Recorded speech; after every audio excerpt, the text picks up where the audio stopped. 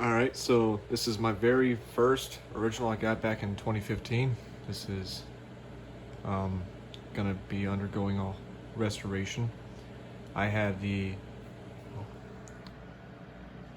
there's this guy, and his brother is taking the spot of this fan temporarily in the living room.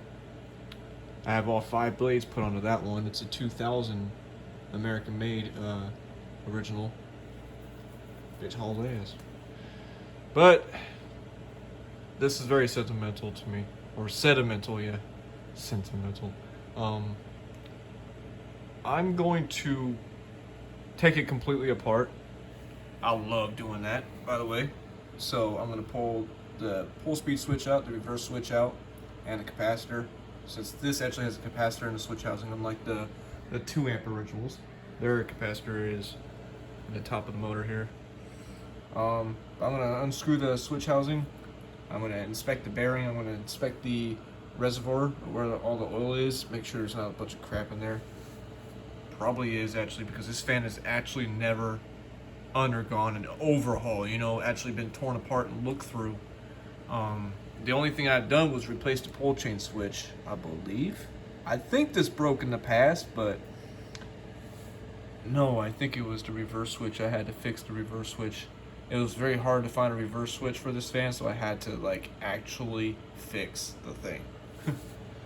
But with all that being said, this fan is going to be torn apart. I'm going to take the switch housing off, the bearings off, pull the rotor out, and obviously pull out the faceplate or grill or whatever you call this. I'm going to call it the faceplate. I'm going to pull that off. I'm going to polish it with the entire fan being taken apart, which that allows me to paint it without getting paint on the internals. I don't like getting paint on the coils. I don't like getting paint on the flywheel.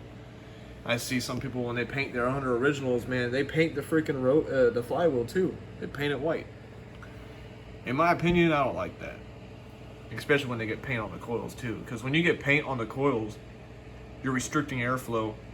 You're allowing that portion of the coil to heat up more than it should. You know, imagine if you painted the entire coil. You spray painted all the coils white. Now you're trapping heat in there. Airflow can't actually properly pull the heat off of the coils when you have paint just smothering the coils.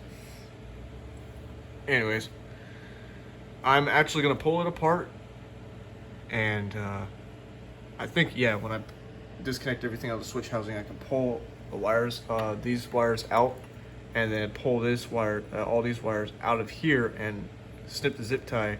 And I'm not actually gonna remove the coils and pull all the wires out. I might do that, but if I decide to just keep the coils inside the motor, I'm gonna have masking tape around the wires and off to the side while I paint this, and I'm definitely gonna have the coils covered up. But that way I have nice, you know, a nice looking job well done on painting the fan, a nice new coat of white, and same with the switch housing. And it's not, you don't have overspray or something like that. Yeah, I'm gonna have the faceplate taken off and stuff. It's gonna be done right. This is Delmont Fubard. But so that's what's gonna be going on with this fan. I'm gonna take it all apart, paint it up, polish it, and especially a complete overhaul in the oil. And give my very first original some love, some mucho love. All right, later. Thanks for watching.